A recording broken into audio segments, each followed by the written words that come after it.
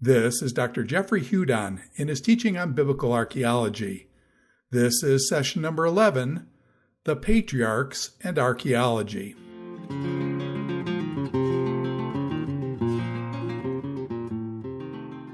Okay, we turn now to what archaeology can tell us regarding Genesis 12 through 50, the period of the patriarchs.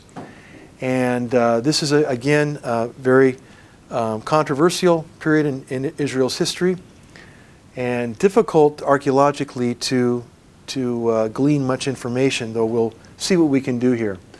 First of all, I want to show a picture here on our PowerPoint of the cave of Machpelah. This is the cave that Abraham bought from Ephron the Hittite to bury Sarah, his wife, and later patriarchs are buried there as well. And as it exists today, you see it's a monumental structure, stone structure around these caves, and that structure itself is very ancient. None other than Herod the Great built that enclosure to honor the Hebrew patriarchs and again to placate the Jewish population in his day. Important thing here is not really an Old Testament observation, but a New Testament observation. You got engaged pilasters coming out halfway up the wall. This copies the temple platform that he expanded and built upon around the Temple Mount in Jerusalem. And that is very few evidences of engaged pilasters exist around the temple. Most of that has been destroyed and deconstructed. But here it does, and because it is a tomb complex that is sacred both to Muslims, Jews, as well as Christians, it has survived virtually intact all these centuries. So that's 2,000 years old. It doesn't look like it from this angle, but it is a 2,000-year-old enclosure. Now, the crenellations here, the upper, more roughly done parapet, as well as the Muslim prayer towers, of course, are later additions. But this, again, is in the city of Hebron, and it is the traditional site where these tombs of the patriarchs were located. They weren't researched or studied until the Mandate period, when French scholars did a survey of this structure. And then after the Six-Day War, a very skinny Israeli girl got down and explored, able to fit through a very small hole in the floor, and got down and explored the subterranean complex where these tombs were originally. Okay, so Abraham is called by God at Ur the Chaldees, called by God to go to a land that I will show you in Genesis 12. And Ur is, again, the traditional site of Ur is in southern Mesopotamia, ancient Sumer.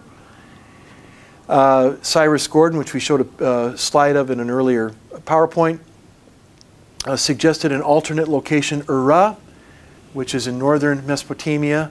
That's, again, a possibility, but it specifically says Ur of the Chaldees, and that should be the southern location. Now, Abraham and Sarah and their entourage, Abraham was a very wealthy man and had lots of livestock and servants, moved up from Ur to Haran in northern Syria, and then down the coast, again following that Fertile Crescent route, down the coast into the Levant, southern Levant. And it was at that time that they had a famine in the land, much like the time of Jacob and his sons. And so they went on to On, city in Egypt, and to escape the famine that was afflicting Canaan.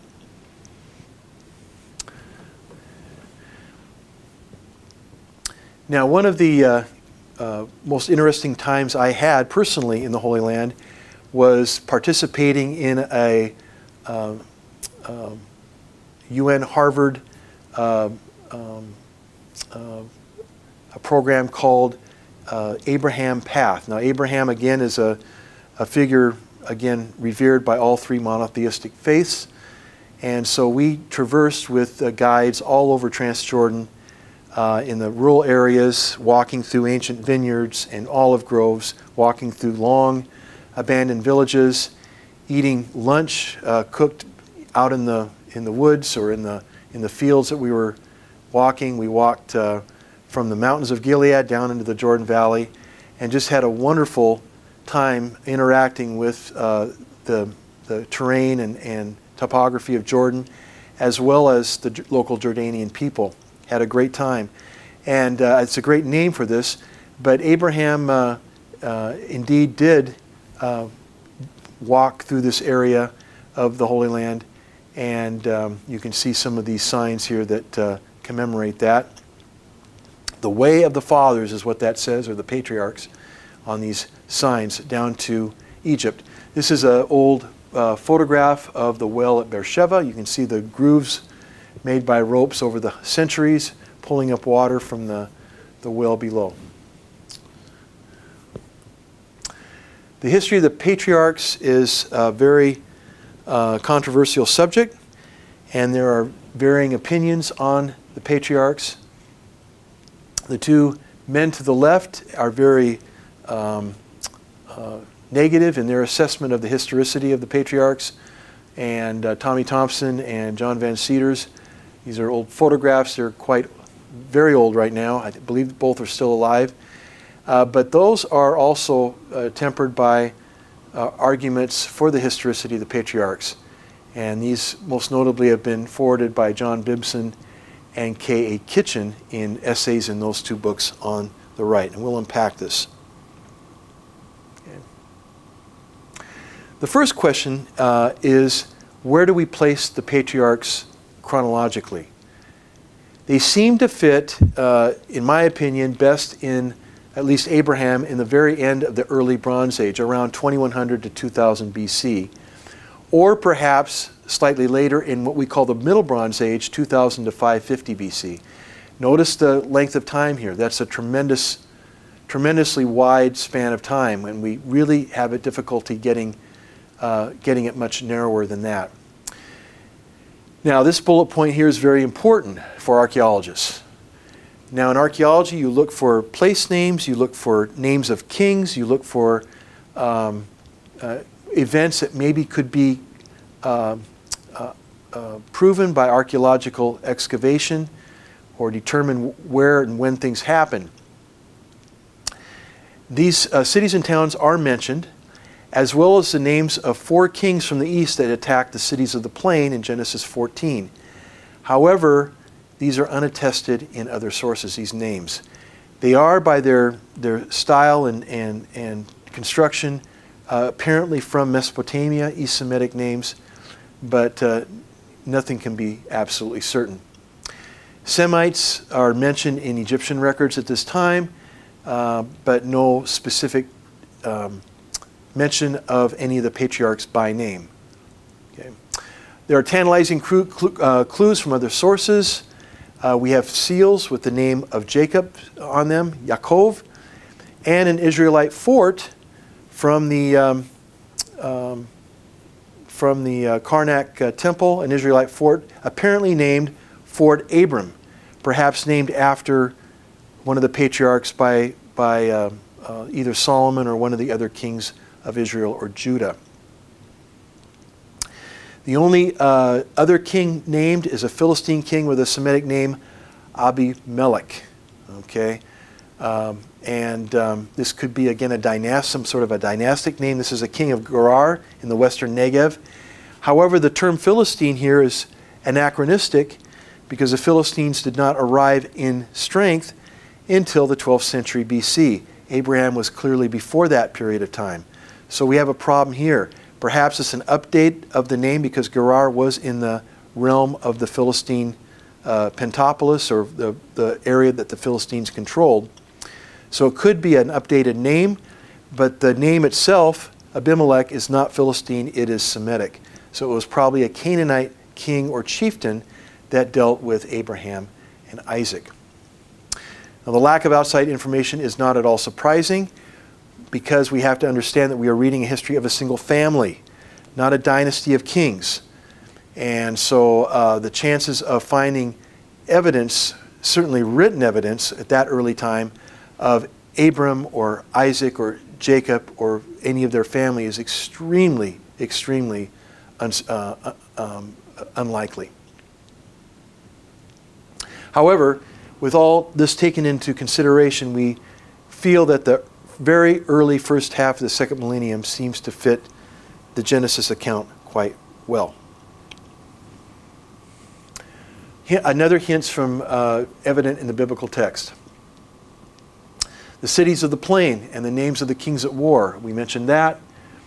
The cities of the plain, the 5 cities, Sodom, Gomorrah, and the others, are certainly something to consider and to look closely at. Equating place names with known sites. Salem or Shalem, possibly an early name for Jerusalem. Dan, Damascus, Moriah from Genesis 22, Shaveh, Beersheba, etc. Amorites, Canaanites, Philistines, Hivites, and Hittites, etc. are mentioned. Patriarchal customs, Sarah as a sister, Hagar's role as a surrogate mother, and again, identification of kings. And one thing that I haven't mentioned yet is the Edomite king list in Genesis 36, which gives some important information as well. K.A. Kitchen used the prices of slaves. Now, when Joseph was sold as a slave in Genesis 37, he was sold for 20 silver shekels. And Kitchen did studies regarding slave prices for young males throughout the ancient Near East in different periods, and 20 silver shekels seems to be consistent with the price of a young male slave in the early 2nd millennium BC. Treaties and covenants that are in Genesis. And then, of course, epigraphic material, which we already mentioned above. Now, added to this, in the 1970s, an Italian expedition was excavating a site near Aleppo called Tel Mardich, and this is a site known as ancient Ebla. And they found a cache of 20,000 cuneiform tablets made out of clay. And their epigrapher claimed that these tablets contained tantalizing references to Yahweh, Jerusalem, Sodom, Gomorrah, Zoar, and the patriarchs themselves. Now, the director disputed these claims, and since this was in Syria, the Syrian government got involved, and this was very, very hot potato, so to speak, politically, considering the political climate at that time, and which continues today between Syria and Israel. So the claims were found ultimately to be unsubstantiated and apparently false. However, due to the fact that these date to the early Bronze Age, the early or the late third millennium BC, redating the patriarchs to the early Bronze Age was seriously considered and written about during this time when these tablets were being discussed.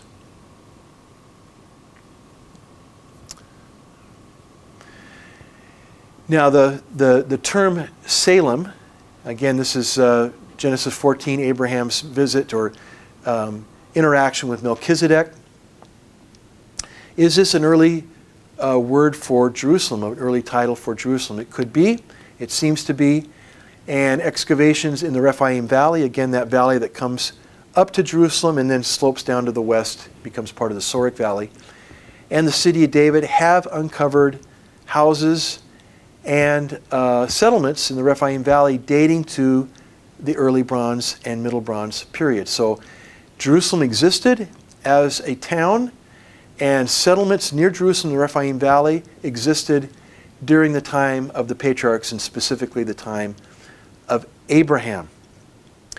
Now, what is the Vale of Shaveh in Genesis 14? This could have been the Kidron Valley or the upper reaches of the Rephaim Valley, the modern Bekaa neighborhood in West Jerusalem. Adonai-Zedek was a Jebusite king of Jerusalem mentioned in Joshua 10. Notice the term or the name Zedek, again, and then Melchizedek in Genesis 14. There could be some sort of dynastic reflection here in a dynastic name. We simply don't know. Houses during the time of Abraham had benches around the inner part of the houses, inner walls of the houses, and those were found in houses excavated in the 1970s in the city of David. So we have, again, evidence, clear evidence, proof that there was activity, human activity and housing in Jerusalem at this time. Now, the earliest known reference to Jerusalem outside of the Bible is a series of Egyptian texts called the execration texts. And these were basically kind of a way of putting an evil spell on your enemies. The enemies of Egypt would be written on either figurines or on bowls, and then the figurines and or bowls would be ceremonially crushed or smashed, and that would, of course, be symbolic of the crushing of their enemies.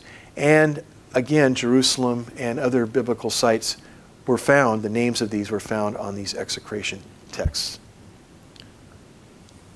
We've seen this slide before, but this is, again, a tomb painting from Beni Hassan, roughly dated to the time of the patriarchs, maybe slightly later than Abraham, but showing clearly Asiatics, people from Canaan, Canaanites, or perhaps even early Israelites themselves, Hebrew people, coming to Egypt and trading both livestock and metal for other goods. Very, very important archaeological find that clearly shows interaction between Canaan and Egypt, which clearly fits the Genesis narrative. The figure of Melchizedek, going back to the meeting between Abraham and Melchizedek, of course, is very interesting and kind of a fascinating topic to study. Melchizedek, of course, the name is king priest. And this obviously has connotations that this could be a pre-incarnate appearance of Jesus Christ. Melchizedek blesses Abraham and receives a tithe from Abraham. The Valley of Shaveh, again, as we mentioned before, could be the upper reaches of the Rephaim Valley or the Kidron Valley, the King's Valley, that is just east of Jerusalem, and we'll talk about that more later. Now, later on in the Old Testament, Solomon had his royal gardens in the Kidron Valley, a series of terracing, the Shadot, that is mentioned in the Book of Kings. It's interesting.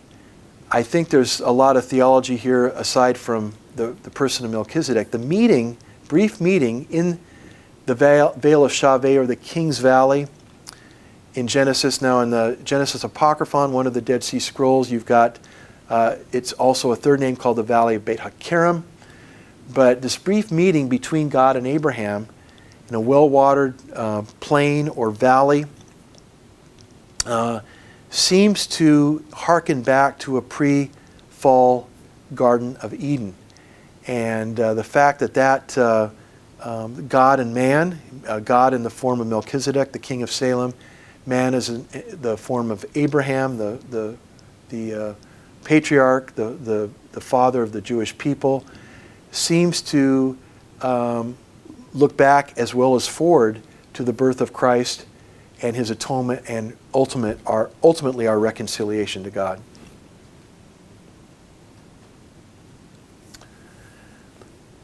Another factor to consider when you look at the archaeology of the patriarchs are the cities of the plain, the fabled cities of the plain mentioned in the story of Lot and his wife and their daughters. And these, again, have been vigorously searched for by various expeditions. And there are indeed 5 sites starting opposite the Dead Sea on the eastern shore of the Dead Sea, the Lisan Peninsula, which juts out from the eastern side. The base of that peninsula is a site by the name of Baba Dra. And many archaeologists and biblical historians suggest that probably represents biblical Sodom. Farther south, there are 4 other sites that all exhibit early Bronze Age occupation. The problem here is that the chronology of these sites don't necessarily match. Some are later than others. Some don't seem to be occupied while others do at various times. So the cities in Genesis, Sodom, Gomorrah, Admah, Zeboim, and Bela, or Zoar, still is an open question.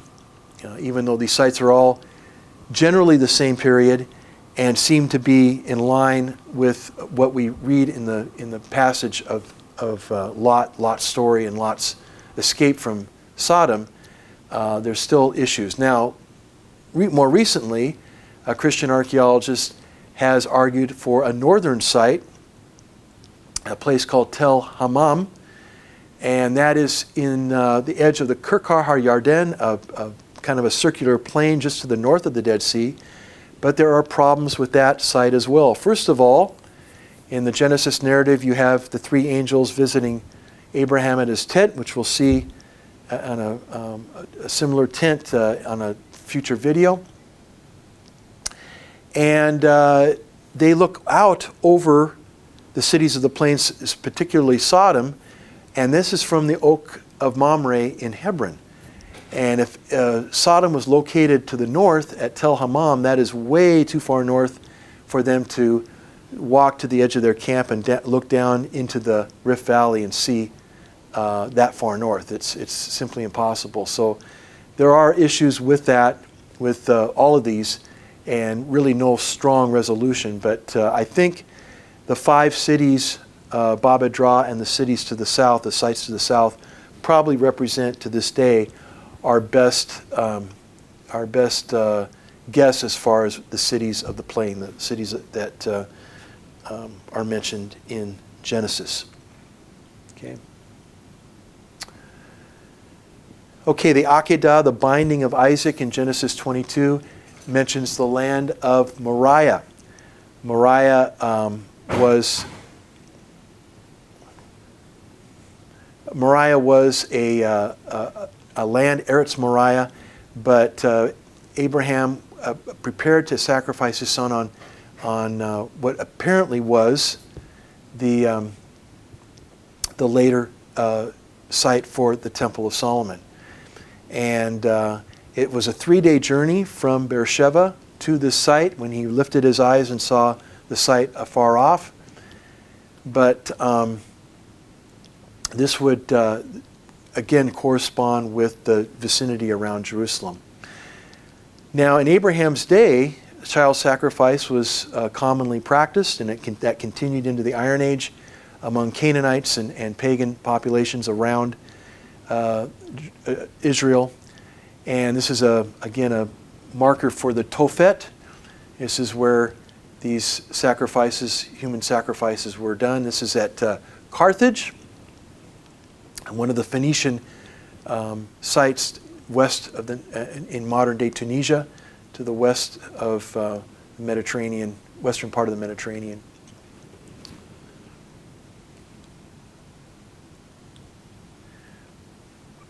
Now today you can go to a place called the Haz Promenade, or Tayelet.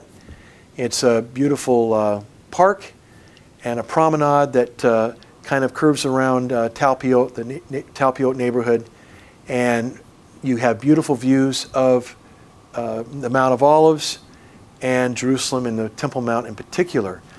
And knowing where the route of the Patriarchs went, which follows modern Hebron Road,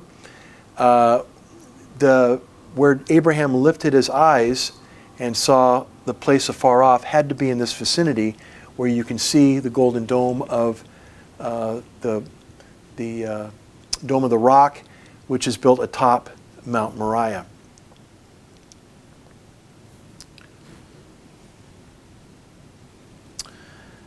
Again, Abraham had Isaac, Isaac had Jacob, and Jacob had 12 sons.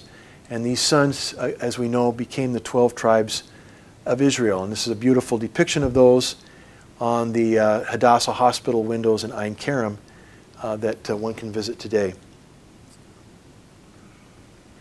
Okay, we mentioned the valley of Dothan before, and this again is the area where Joseph was taken by the Midianite traders from his brothers and taken to Egypt. And that's in this general vicinity, this valley to the north of Samaria. And again, as we saw in an earlier slideshow, there is no clear evidence of Joseph serving as vizier of Egypt. We have his Egyptian name that is preserved in Genesis, but that's clearly understandable considering the fact that the later pharaohs oppressed and enslaved Joseph's descendants. And this burial monument and the smashed statue, head of the bust of the statue, may represent somebody like Joseph or Joseph himself that was found at Avaris.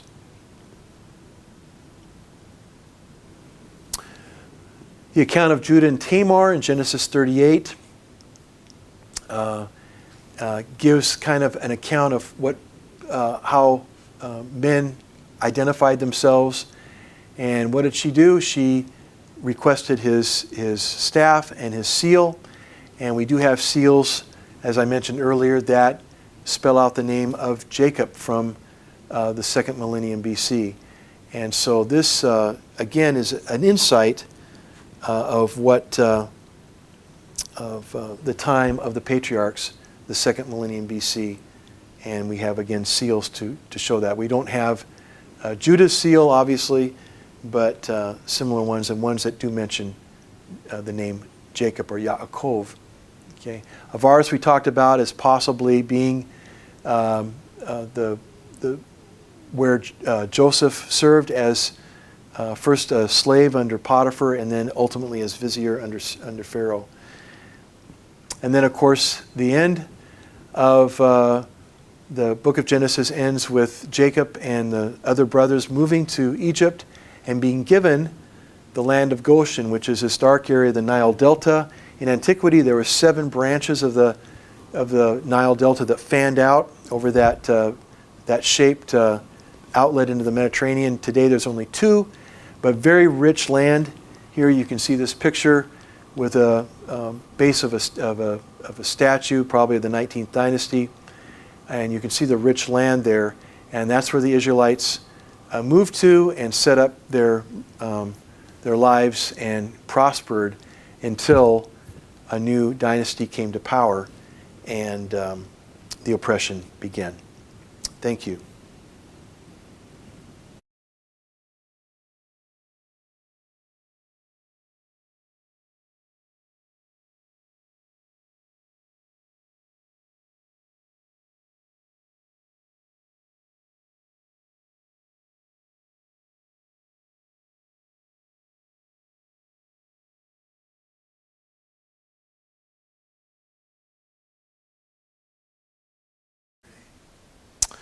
In this case, in the Horn Archaeological Museum, are pottery forms from roughly the time of Abraham. These were taken from tombs at the site of Baba Dra in Jordan. Baba Dra, again, from our previous lecture, is the probable site of biblical Sodom.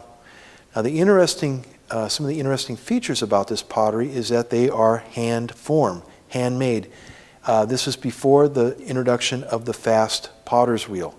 So these were all made by hand formed using coils and then wrapping them around and smoothing them out by hand. So if you look carefully, they are not perfectly symmetrical, but still very nice forms. Mostly bowls we have here and small jars. Notice too on the forms, some of them have what are called ledge handles. This is characteristic of the early Bronze period, which lasted from 3100 to about 2000 BC. Now, Abraham would have lived the very end of that period, if not later. But these are characteristic forms and pottery forms from, again, roughly the time of Abraham, from the site of what we believe is biblical Sodom.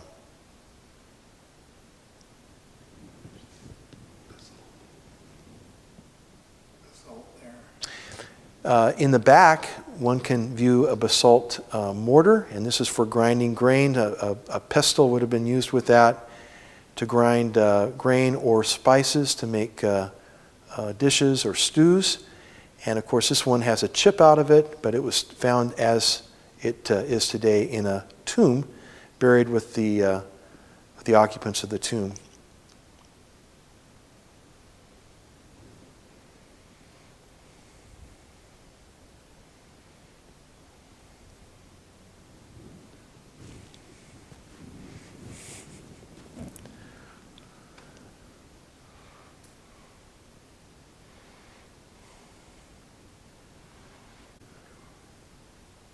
Okay, welcome to the Horn Archaeological Museum. What we have before us is an authentic Bedouin tent. And unlike tents today, which are synthetic materials, this is real goat hair that is woven together to make this tent. Why do they use goat hair? Well, goat hair is impervious to water, and when water touches goat hair, it swells up and becomes a leak-proof shelter for you when you're in the desert. These have the style of these tents have remained unchanged for thousands of years. And when we think of the patriarchs and Abraham and Isaac and Jacob, and they're moving from place to place, this is what they would have used. However, one caveat here, their tents would have been much, much larger, probably 4 or 5 times the size, if not larger. I want to point out a few things about these tents, though. And one is the stripes that you see on the wall of the tent. That's simply not only for decoration, but it also tells people that are approaching the tent from a distance what family, tribe, or kinfolk are here.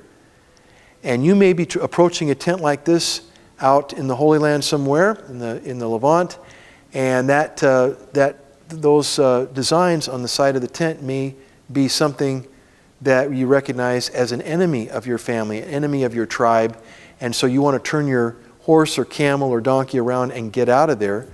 Or it could be a welcome sign of an ally or a family member or a clan member that you trust and have a good relationship, and that you want to enter and be given hospitality. Now, tents, again, the larger tents that Abraham and Sarah would have used would have had multiple compartments, perhaps one for the women, one for food preparation, one for hospitality, and then another for sleeping. And these, again, could be set up and broken down very quickly. And the back could be rolled up so you have a breeze. If there was a breeze, you could have cross-air ventilation. They were simple but very, very useful. And in our excavations in Jordan, to this day, some of our workmen are Bedouin, and they come to the site every morning after living in tents like this. Like I said, some things never change. Now, this tent here has some accoutrements, some artifacts with it, and let's look at those in turn. Right below me here is a pounder that grinds or breaks up and smashes coffee beans for making Bedouin coffee. This wooden constructed object here is a camel saddle. And of course, the single hump of the camel would ride in the center there. This would be covered with leather and blankets, and you would sit on that and ride the camel. As you can imagine, this is very uncomfortable, and I can attest, I rode a camel for 45 minutes and was in constant pain. So I don't know how they do it, but the Bedouin and those that ride camels every day develop an ability to do this and to stand the pain. Over here is a skin of a goat, and that is set up here as a butter churn. And what you would do is you pour in milk that you've milked from your sheep or goats and sit and talk and visit and swing that back and forth, and pretty soon it becomes yogurt, and ultimately, if you keep on doing it, butter. And that, of course, is one of the staples of people's food in the Middle East to this day. Over here, we have a threshing sledge and a winnowing fork. And these two objects were found and purchased in Jordan, northern Jordan. And you can see you have pieces of basalt stone embedded in this threshing sledge. Excuse my slurring there. And these, of course, were pulled around a threshing floor to break the grain stalks from the grain kernels.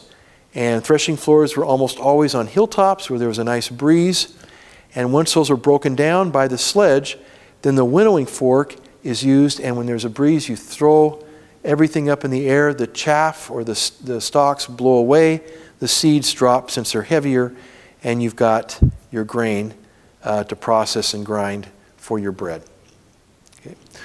Over here, last thing we'll talk about is this beautiful costume here.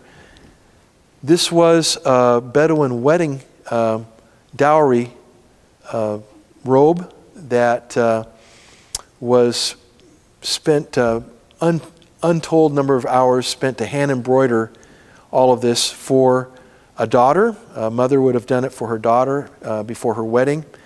The sad story is this was purchased by William G. Deaver, a well-known archaeologist, that he in turn donated it to our museum. This was purchased shortly after the 1967 war on a road north of Jerusalem. And obviously, if it's purchased, if it was for sale, there was probably a very sad ending to the story. A wedding didn't take place, or one of the either the groom or the bride passed away. So this again, it gives a good indication for us of how the patriarchs lived and how they managed, without building permanent houses, to travel back and forth from essentially from Ur in southern Mesopotamia all the way to Haran, and then back down to the Holy Land, and then to Egypt. It's a long, hundreds of miles of travel, but this is how they lived during that time. Thank you.